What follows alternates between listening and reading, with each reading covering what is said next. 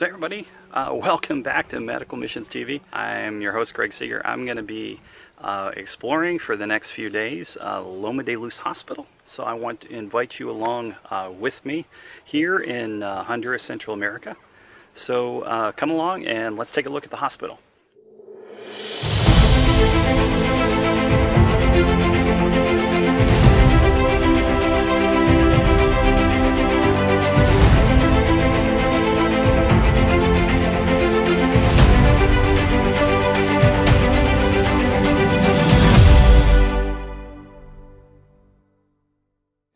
So I'm Isaac Holtz, and this is my wife Ann Hofer, and we're both family practice doctors here at Loma de Luz, and have been since for 2015. Yeah, since January 2015. So. Okay. So you guys are going to show us around, right? Right. Correct. Okay. Welcome to Loma de Luz. So this is the front entrance, Loma de Luz. We're currently done for the day, so it's somewhat empty because we've already gone through everything, and we're at the end of the day. But this is our front waiting room right now, which is usually full, especially in the mornings before we've seen anyone. People get their vitals taken over there and information put into the computer system. So we have a front gate. We do some triaging down there, and then they come up here. Once they've been accepted to be seen, we get them their charts and get them set up with vital signs and all that right here at this corner desk right here. So, we can kind of go full circle. We'll go this way. So each person usually has around 12 patients that are scheduled with appointments every day, each doctor. And then there are 5 to 30 people that show up without appointments usually. And sometimes we accept them, sometimes we just give them appointments for another day. Mm-hmm. And then there's also emergencies and OBs and other things that come in. Surgeries. This is just to start off, this is where we have an eye clinic. Try eye clinic once a week to once every couple weeks, where they do some testing for vision and kind of more just eyeglasses. And then with the ophthalmologist, when we have visiting ophthalmologists, they usually work out of here. And then we have a dental clinic here too, which unfortunately we need some dentists. Doesn't get as much activity as we would like. But when we do have dentists, we have a pretty good setup, I think, for dentistry. It's two chairs, and we have quite a bit of dental equipment all stored away in here for when people do come. But we don't use very often because we don't have a dentist right now. But we have typical general practice clinic room over here. Yeah, we have 8 or 9 clinic rooms that people work out of. This is a typical one right here, which is sort of, I guess, nothing special, but we do use an electronic nice medical record and paper charts. We're in a transitioning point right now from paper charts, which we have that get lost quite frequently, and so we're trying to transition into a very, very simplified electronic medical record that's just helps us to deal with not losing records, and also I think overall provides better care if we're more able to communicate with the next provider on patients what's been going on. I think it's definitely, as opposed to other places where you don't really have hardly any history, it's the reason they do it in the U.S., even though it is a pain to do all the documentation, it does make for better care. Sure. So it is nice. This is the lab blood draw area. Okay. We have a window into the lab, which is next door.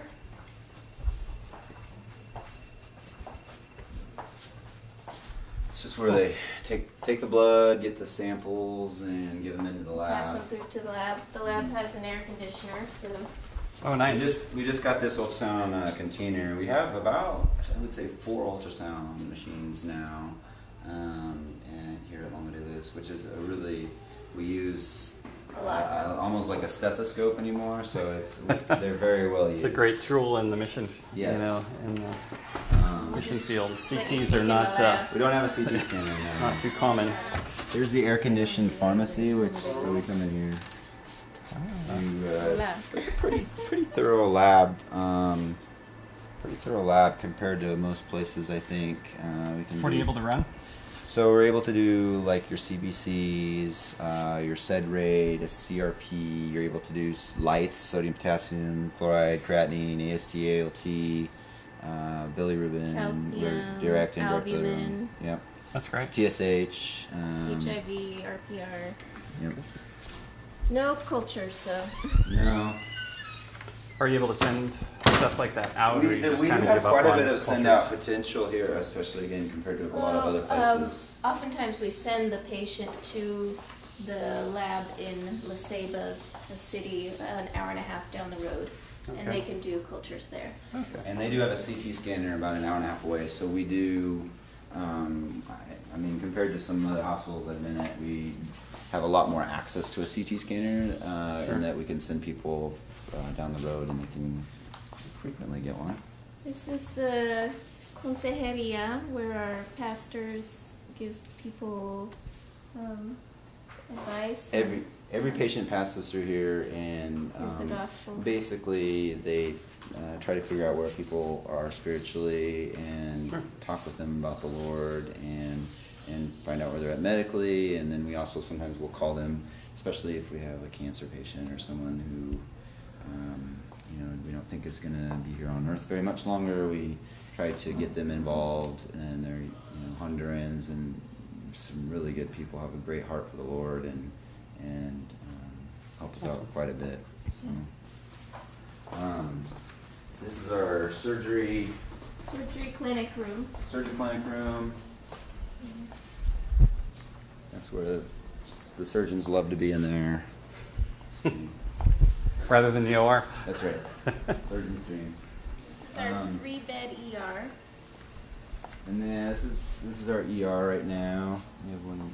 Got good wall monitors. Yeah, I mean, as opposed again, we have pretty nice new wall monitors and vital machines and.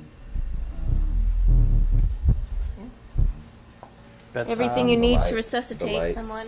bedside ultrasound. We have access to most of your resuscitation meds. There's our code card, one of them.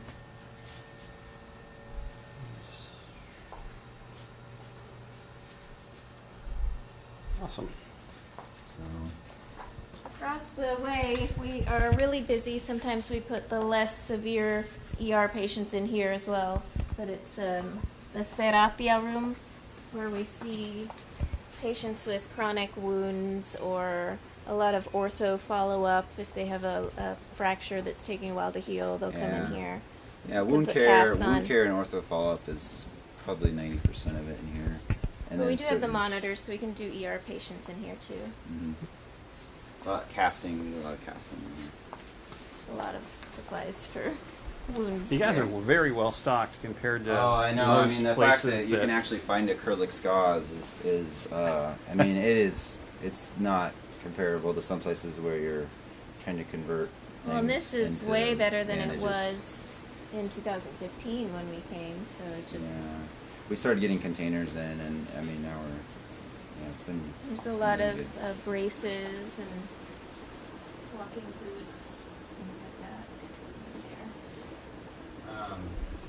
We have a new semi-new digital X-ray machine, so that's been really exciting having digital X-ray again, to be able to find X-rays on people, and we'd lose X-rays, and actually it's really cool because now, I mean, we have really good internet here, and I'd say if there's anything that has revolutionized healthcare in this hospital, it's just having good internet, being able to communicate with specialists, being able to quickly we just use our iPhone and take videos of echoes of heart, send it to a cardiologist.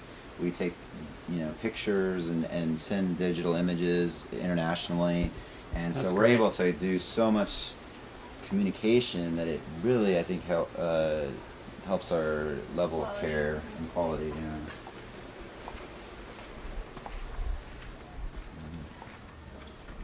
We have there's a lot of interesting stuff in here, but We have Is the C-arms not in here anymore? We have a couple ventilators, and actually there's 2 C-arms right here. We actually have three C-arms right now, which is we just got 2 new ones. Yeah, We the have, locker room is dislocated.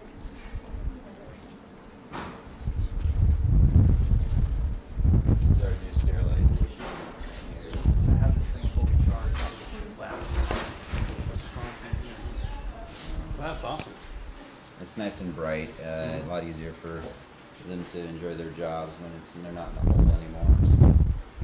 So, Nobody likes working in a dungeon. yeah, they were in a dungeon literally before. This is some cool stuff. Actually, Anne's mom helped design these. She's an architect, and helped design these. Are kind of like halfway houses, or more or less. They're kind of a Step-down unit? step-down unit, I guess. We use them for people who don't need to be in the hospital, but want to come, maybe need wound check care every day, but don't need to be in the hospital, or maybe they're a pregnant woman and they rupture their membranes and they don't need to be in the hospital again, but they need to be close by for preterm, Sure. that kind of stuff. And then we have our kitchen over there and laundry and all that kind of stuff over there.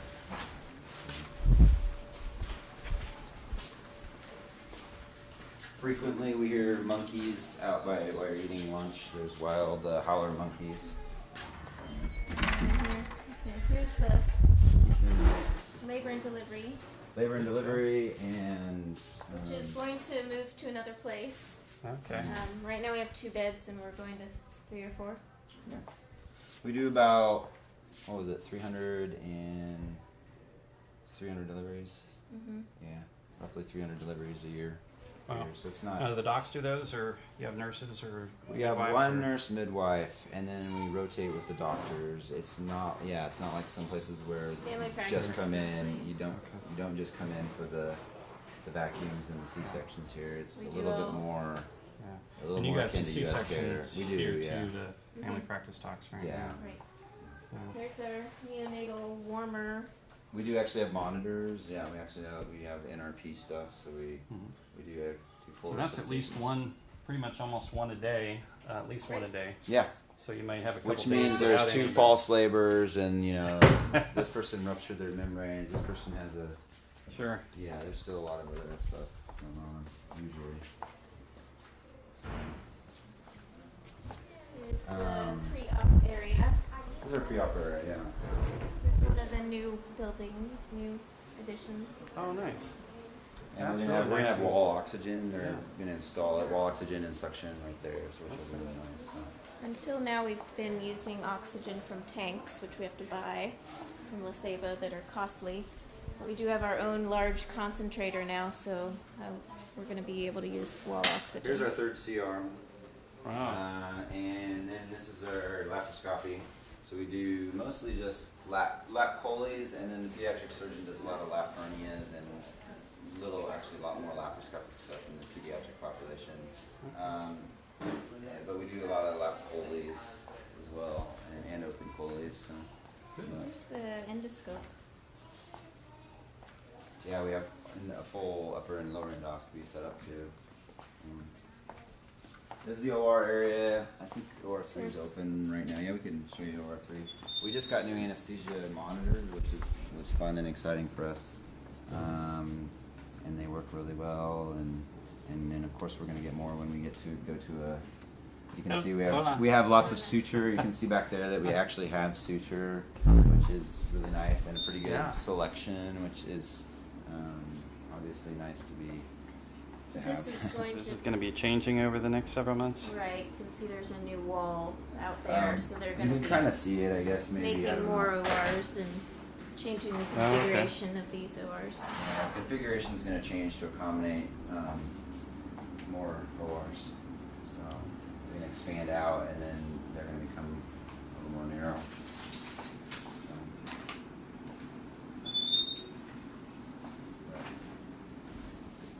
we have the post-operative area here, post-op. And I think they are done. This is the other one. But not. Pretty similar. This is what right now has been our main OR, just because it has a tiny bit more space. But, Oh yeah, you can still smell the Bobby. Yeah. Yeah. We do a little bit of almost everything. I mean, today they took out an ovary, took out part of a patella, did a tubal ligation this morning, and then there was a cystolithotomy.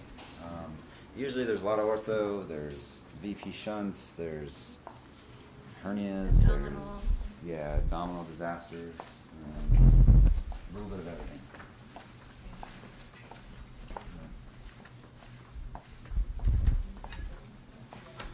We have a private room here, sort of in there, with the lady that has had necrotizing fasciitis, unfortunately survived. Maybe And then this is But this is the women's ward here? women's the women's ward, private room. So we're installing an ICU actually, where we're going to have one room that's very close to the nurse's station with a big window, so that the nurses, while they're at the nurse's station, can literally have eyes on a patient that's in the ICU. So That's what this room will be. help us monitor a little bit closer. Okay. This is the One. nurse's station. This is the nurse's station here. We have male ward. There's 3 beds in this ward. Yeah, we usually have our volume kind of fluctuates, but we've been tending to have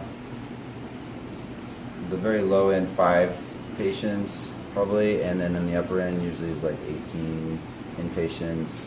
I think the difference being that we have much more critical patients than a typical hospital.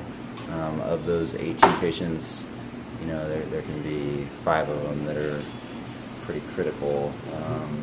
So that makes it a little different. There's peds.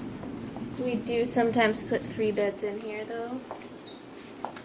Our nurses do a really good job here in terms of they're able to call us before patients code. They're able to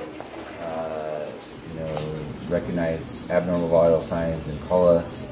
We're much closer to like a U.S. hospital, and so the care here is compared to some places is definitely much higher level care. A lot less volume than some places, but fairly high acuity, and getting into a little bit more complicated stuff because we have a little higher resources and less volume to be able to spend time. Yeah, we do. We get referrals literally from all over the country. They transfer from the largest hospital in the country. The patients will transfer here because they've been sitting in hospitals and in ERs for days, or and they always have different stories, but they come from everywhere, including the largest hospitals in the country, and all the way out here.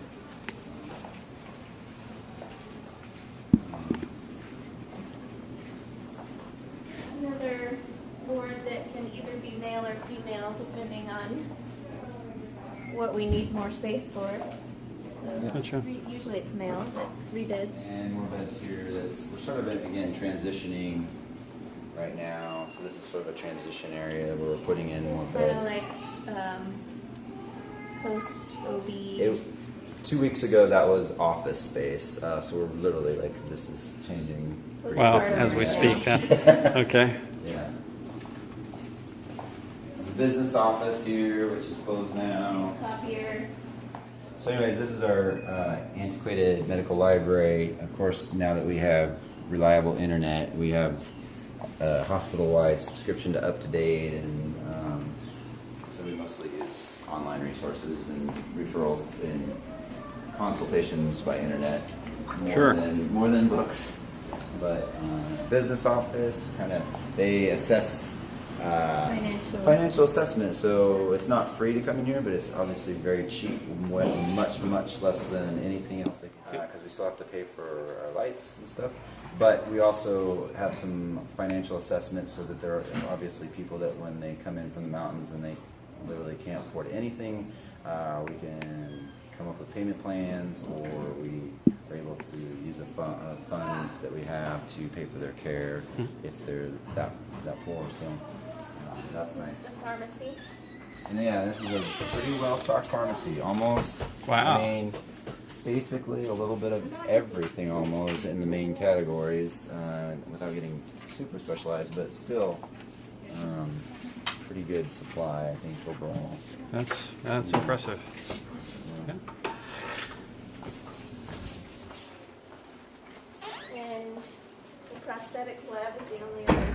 Yeah, so we just started up a Prosthetics Lab. We do once every week we're doing an amputation here, so we just started a Prosthetics Lab, and that's definitely Been a blessing. just a huge blessing to give people the ability to walk again, obviously. Sure. So we're back to where we started. Yeah. Well, thank you guys for the tour. We appreciate it.